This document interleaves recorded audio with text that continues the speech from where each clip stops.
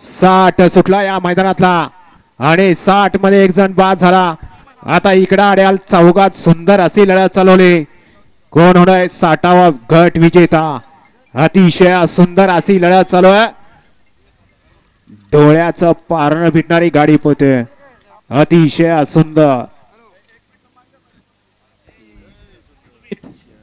हातातला towel मगाशी सुंदर अशी गाडी पळाली.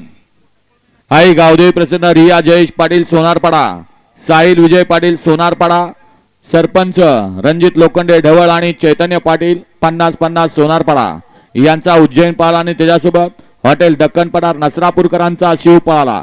सुंदर अशी गाडी सेमीसाठी पात्र झाली.